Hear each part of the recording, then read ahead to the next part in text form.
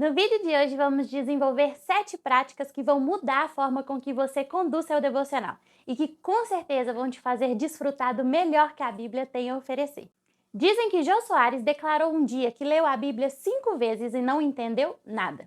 Verdade ou não, essa é uma realidade não muito difícil de imaginar.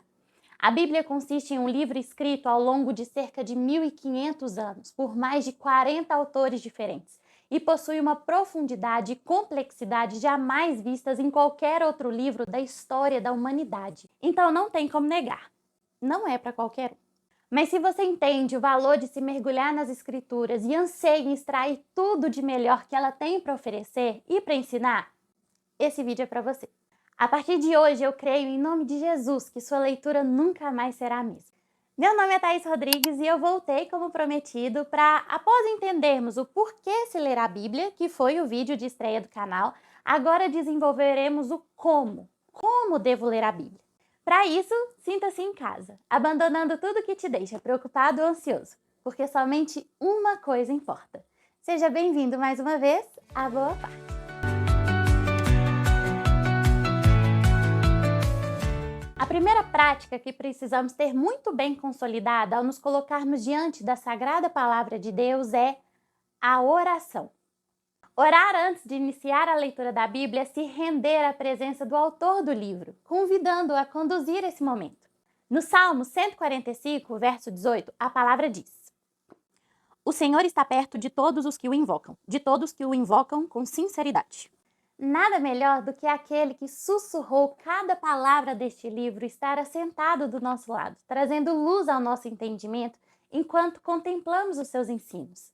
Se ler Silmarillion ao lado de J.R.R. Tolkien já seria um privilégio, meu Deus, como ia ajudar! Imagina ter o autor do universo trabalhando ao nosso favor para compreender o que ele decidiu deixar registrado para cada um de nós. Então nunca se esqueça de convidar o Senhor para que conduza esse momento, de forma plena. A segunda prática que precisamos desenvolver é a leitura contemplativa. Precisamos ler a Bíblia com atenção e calma. Essa leitura precisa ser carregada de consciência. E me refiro aqui à consciência do privilégio de ler cada uma dessas páginas. Quem viu o primeiro vídeo do canal sabe muito bem do que eu estou falando. Tenha consciência o tempo todo da dádiva que é contemplar as Sagradas Escrituras e gaste tempo nessa leitura. Não tenha pressa, deguste, saboreie. Não se esqueça o valor e o poder do que está em suas mãos. Mas essa consciência precisa ser plena, baseada na convicção do que se acredita. Esse momento só vai ser verdadeiramente experimentado se você confiar em tudo que está lendo. Existem passagens que são sim desafiadoras ao longo das Escrituras. E se não estivermos convictos da infalibilidade da Bíblia, vamos estar despreparados para meditar sobre elas. Então, construa a base sólida para a sua fé. Nossas crenças não são baseadas em uma aceitação cega de tudo que a compõe, mas em uma fé racional, que constrói convicção a partir dos questionamentos que são sanados. Olha o que John Piper vai dizer sobre isso. Confiança sem fundamento não honra a pessoa em quem se confia. Se você me confia seu dinheiro, sem me conhecer ou ter uma boa razão, com base em meu caráter, crendo que não roubarei, você não está me mostrando ser digno de confiança. Está mostrando que é um tolo. Somente confiança garantida glorifica aquele em quem se confia. Guardar em seu coração qualquer dúvida que surgir a respeito da veracidade de alguma narrativa contida nas Escrituras não é respeito, é religiosidade. Deus é sempre gentil e costuma estender a mão apenas sobre aquilo que entregamos a Ele. Não adianta tentar esconder nada em seu coração. Deus conhece todos os segredos que habitam em você. Então, ore em possíveis momentos de dúvida e busque saná-las. E pode ficar despreocupado. Você sempre vai achar a resposta. Nessa quarta prática, pode parecer difícil por causa do nome rebuscado, mas fica comigo, é muito mais fácil do que parece. Exegese. Confie em mim, porque é muito simples. Exegese nada mais é do que identificar o contexto inicial, o qual o texto estava inserido no momento que foi redigido. Calma, vem comigo. Para identificar o contexto, basta responder perguntas muito simples. Quem escreveu? Quando escreveu? Para quem o texto foi direcionado? Por que escreveram aquilo? Qual o objetivo daquele registro? Qual o estilo literário empregado no texto? Essas respostas nos dão um panorama concreto das circunstâncias no ato da escrita e constrói, assim, o contexto. 3 coisas que qualquer narrativa na Bíblia possui precisam estar claras durante o seu devocional: o objetivo específico, o contexto histórico particular e o público definido. Nós só compreendemos o texto de forma concreta e verdadeira se identificarmos esses elementos. O contexto é essencial e é por isso que eu recomendo fortemente que você faça a leitura de grandes porções da Bíblia. Retirar versículos ou pequenos trechos de seu contexto para meditar sobre eles incorre no sério risco de se perder a essência do que aquela passagem em análise realmente queria dizer. A leitura de um único versículo ou pequenos trechos de forma isolada podem gerar perda do significado daquela passagem. Quer ver isso na prática? Olha esse versículo. Tudo posso naquele que me fortalece. Lindo demais, né? De para-choque de caminhão a fundo de tela de celular. Esse é sem dúvida um dos mais conhecidos e replicados textos da Bíblia. Tão inspirador, tão reconfortante, encoraja qualquer um a fazer qualquer coisa, nos reveste de ousadia para perseguir nossos sonhos. Afinal, tudo posso naquele que me fortalece. Só que não é bem assim não. Vamos afastar um pouco nossos olhos e ler esse versículo inserido em seu contexto. Em Filipenses capítulo 4, versículo 11 a 14. Não estou dizendo isso porque esteja necessitado, pois aprendi a adaptar-me a toda e qualquer circunstância. Sei o que é passar necessidade, sei o que é ter fartura. Aprendi o segredo de viver contente em toda e qualquer situação. Seja bem alimentado, seja com fome. Tendo muito ou passando necessidade. Tudo posso naquele que me fortalece. Apesar disso, vocês fizeram bem em participar das minhas tribulações. Paulo estava preso. E mesmo que ele estivesse otimista quanto à sua libertação, ele muito provavelmente contemplava a possibilidade de execução. Ainda assim, ao longo de toda a carta de Filipenses, ele constrói um texto que inspira confiança para anunciar o evangelho, mesmo sob o risco das mais diversas e dolorosas retaliações. Paulo mostra que sofrer por Jesus é algo bom, porque esse sofrimento reflete a trajetória de Cristo em nossas vidas. Algo que Paulo frisa com recorrência. Tornar-se parecido com Cristo imputa também sobre nós as suas dores. E é diante desse sofrimento, proveniente da proclamação fiel e destemida do Evangelho, que Paulo se sustenta e se fortalece em Cristo Jesus. O que Paulo quis dizer foi: posso aguentar toda a perseguição, todo o sofrimento, toda injustiça, todos os ataques, todo o abandono. Posso aguentar a fome, a miséria, a doença, o luto. Posso aguentar a morte, porque o Senhor me fortalece. Aí me vem uns e usa esse versículo para falar que Deus vai ajudar a comprar um carro, conseguir uma promoção, ficar rico. Por quê? Tudo posso naquele que me fortalece. Consegue visualizar a importância do contexto ao se interpretar a Bíblia de forma adequada? Precisamos sempre ter esse cuidado, porque existe um risco muito grande de espremermos o texto até ele dizer o que a gente quer ouvir, se não respeitarmos a intenção real do autor no momento da escrita. Lembre-se sempre, interpretar o texto de acordo com o que se acredita e não de acordo com o que ele realmente é a origem das grandes heresias da história do cristianismo. Não leia a Bíblia buscando que ela confirme algum conceito que você já acredita ser certo. Deixa que ela construa sozinha, sem a sua influência, esses conceitos em você. A quarta prática que precisamos adotar no nosso devocional seria algo como uma interpretação ampla. Nós falamos no último vídeo que o resgate da humanidade por meio da obra de Cristo se revela ao longo de toda a Bíblia, lembra? Isso faz com que as Escrituras sejam um registro do plano universal de Deus. Aqui, na interpretação ampla, nós vamos encontrá-lo. Neste ponto, precisamos identificar onde aquele trecho se encaixa no plano de Deus e em como ele aponta para Cristo. Devemos nos lembrar que nenhum livro faz parte da palavra de Deus por ser uma historinha bonitinha ou inspiradora. A Bíblia consiste em uma única narração e um único protagonista. Em toda a nossa leitura, precisamos identificar a condução do plano supremo que Deus criou e desenvolveu, que estão de capa a capa nas Escrituras. Em Lucas capítulo 24, versículo 27, Jesus explica aos discípulos como ele constava em todos os livros do Antigo Testamento. A gente só tem que procurar.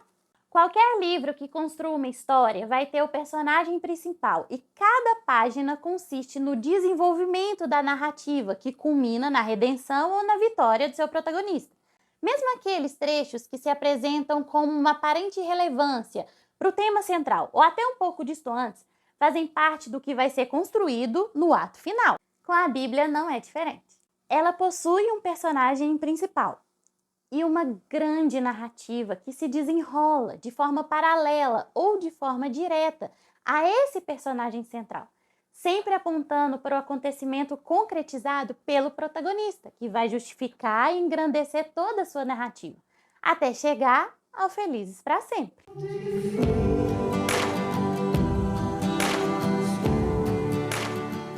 Literalmente. Alinhando esses dois métodos, a gente entende a intenção do autor em registrar cada acontecimento através da exegese, mas também entende a intenção do autor em permitir que aquilo acontecesse. Agora vem mais uma palavra difícil, mais um conceito ainda mais fácil que o da exegese. Então pode confiar e continua comigo. Hermenêutica. Nada mais é do que a interpretação do texto feita para extração de princípios e valores. E aqui a gente entende com ainda mais profundidade quão sério é se basear em um texto interpretado adequadamente. Isso é importante para que não haja uma interpretação equivocada do que o texto quer realmente te ensinar. Se o objetivo inicial do texto não for preservado, a gente consegue sem muita dificuldade distorcer a palavra de Deus até ela dizer o que nós queremos ouvir. Então, mais uma vez, sempre se atenha ao contexto. Continuando, a hermenêutica consiste então em uma modalidade de leitura que extrai valores, admoestações, princípios morais, exortação e fundamentos de conduta. Em resumo, práticas e comportamentos. Enquanto a exegese é entender o que o texto queria dizer aos seus destinatários contemporâneos, a hermenêutica é desvendar o que o texto está tentando dizer a nós, na nossa atualidade. E isso é lindo de contemplar. Em seus 1.400 anos de desenvolvimento e ao longo de 2.000 anos posteriores ao seu fechamento, a Bíblia se mantém atual, eficaz para qualquer pessoa em qualquer circunstância ou tempo. Ai, vamos atualizar a Bíblia. Shut up! Não precisa, amigo. A Bíblia é atemporal e sempre, sob qualquer tempo e circunstância, ela será suficiente. A Bíblia é um livro histórico e isso precisa ser sempre muito bem compreendido. Mas nela também há o poder de nos transformar hoje e agora. Lembre-se sempre que a palavra de Deus é 100% intencional em cada palavra. Absolutamente nada está aqui sem um propósito. Isso vale tanto para a construção e desenvolvimento da história, quanto para a reconstrução e desenvolvimento de nós mesmos. Faça sempre sua leitura da Bíblia, buscando o que ela quer te mudar ou te ensinar naquela passagem. Nossa sexta prática em nosso devocional deve ser a aplicação. É a extração de atitudes práticas a partir dos princípios bíblicos que foram meditados na sua leitura. Nesse momento, nós nos perguntamos: como que o que foi extraído a partir da hermenêutica se aplica de forma prática ao meu dia a dia? Aqui a Bíblia opera, cirurgicamente falando, através tanto do seu poder quanto da nossa escolha em nos esforçarmos para obedecê-la. Nesse ponto, a Bíblia deixa de ser apenas contemplada e passa também a ser vivida, desencadeando a versão de nós que o Senhor tanto anseia. Através de atitudes sustentadas pelo Espírito Santo, vamos aprendendo e nos moldando à imagem de Cristo. Mas essas atitudes precisam sempre ser extraídas de uma exegese de qualidade. Sim, eu vou repetir. Com extrema facilidade, podemos pecar contra Deus, acreditando fielmente que estamos obedecendo suas palavras. E isso quando baseamos nossas atitudes a partir de uma interpretação mal feita das Escrituras. Vamos de exemplo? Vamos de exemplo. A letra mata, mas o Espírito vivifica. Muitas pessoas utilizam desse versículo para justificar sua falta de perícia na Bíblia, como se tudo o que fosse necessário saber nos fosse revelado pelo Espírito Santo, de forma sobrenatural. E isso já seria o suficiente. E não só suficiente, como também mais autoritativo. Não tem umas pessoas que dizem assim: Eu até que não leia muito a Bíblia, mas o Espírito Santo me revela tudo o que eu preciso saber. E aí sequer sentem o anseio ou a necessidade de se debruçarem nas escrituras de fato, porque já são super espiritualizadas. Tem também aqueles que, baseado nesse versículo, dizem que é praticamente um sacrilégio cristão fazer faculdade de teologia, ou ler livro, ou estudar e se aperfeiçoar em conhecimento acadêmico, teórico, ou se aprofundar no campo de pesquisa, como se ler demais fosse ferir sua fé. Mas a partir de uma interpretação textual bíblica bem feita, você entende que isso está longe de ser o que Paulo realmente queria dizer. Com apenas aquela simples prática de se contextualizar o versículo, nós podemos ver com clareza que Paulo está se referindo à lei de Moisés. O que o apóstolo está mostrando aqui é que a lei, aquela do Antigo Testamento, significava morte, porque tudo o que ela fazia era escancarar nossos pecados, evidenciando nossa culpa e incapacidade de sustentar uma vida de obediência por nós mesmos, nos levando a um caminho de morte. Já por meio do Espírito Santo, que hoje faz morada em nós, temos vida, porque é Ele que nos capacita a obedecer a Deus e nos aproximar dele. Viu como é fácil utilizar-se de um texto mal interpretado para camuflar nossa desobediência? E o pior é que a gente ainda sai por aí apontando o dedo na cara de quem não faz o que a gente tem a convicção de ser correto. Cara, isso é um perigo! Por isso, a importância de se basear numa interpretação bíblica qualificada para extrair dela seu padrão de comportamento. E essa interpretação qualificada só é feita quando o contexto é reconhecido com precisão. Fazendo isso, você vive verdadeiramente as Escrituras. Viu? Não tem mistério nenhum. E a última prática que deve fazer parte do seu devocional é a pesquisa. Sempre que necessário, pesquise. Não estou dizendo para você conduzir toda a sua leitura bíblica a partir de comentários bíblicos ou vídeos e cursos. Não faça isso, pelo menos não de imediato. Tire seu momento a sós com as Escrituras. Deixe o Espírito Santo falar com você e te conduzir primeiramente. Mas existem passagens na Bíblia que, se a gente não tem algum conhecimento prévio, como a cultura e certas práticas do Antigo Oriente, por exemplo, pode ficar um pouco confuso e acabar prejudicando o seu entendimento como um todo. Por isso, sempre que houver dúvidas, ou até mesmo para confirmar as conclusões que você mesmo já tirou, tenha sempre à sua disposição bons materiais de exegese bíblica. Consulte sempre que precisar e mantenha na sua base de estudos um bom fundamento teológico. Muitos desses materiais são realmente caros e, se é inviável para você investir nisso agora, não se preocupe. Você está na era digital, em que praticamente todo o conhecimento do mundo está a poucos cliques de você. Cara, essa geração nunca vai saber o que é abrir uns 10 livros da Barça, umas 12 revistas e uns 40 livros diferentes e ler 3.000 páginas para fazer um trabalho de escola. Você tá doido? Então, não existe desculpas. Nossa geração é privilegiada no que diz respeito ao acesso ao conhecimento. Então, se não dá para investir agora, tem alguns materiais que podem te ajudar e sem custo nenhum. O aplicativo Bible Strong não só traz o léxico do hebraico e do grego, que são as línguas originais que o Antigo e o Novo Testamento, respectivamente, foram escritos, mas também uma exegese básica de versículo por versículo. Olha só, praticamente toda a palavra do texto tem a opção de você clicar e ver a palavra no original e seu significado, o que ajuda muito na interpretação. Além disso, se você aperta nesses 3 pontinhos, você encontra o recurso Referência Cruzada, que te mostra onde na Bíblia essa mesma passagem foi referenciada. E isso é ótimo também para explorarmos as conexões que as Escrituras trazem. Isso nos leva àquele ponto que falei sobre a Bíblia ser uma única história sendo contada. A gente visualiza isso melhor a partir de recursos como esses. E também tem a opção de exegese, que traz uma explicação não muito aprofundada na maioria das vezes, mas que já ajuda muito para uma compreensão sobre aquela passagem. Uma outra dica, e essa é para aquela montagem de bases de contexto de cada livro da Bíblia, é o canal aqui do YouTube chamado Bible Project.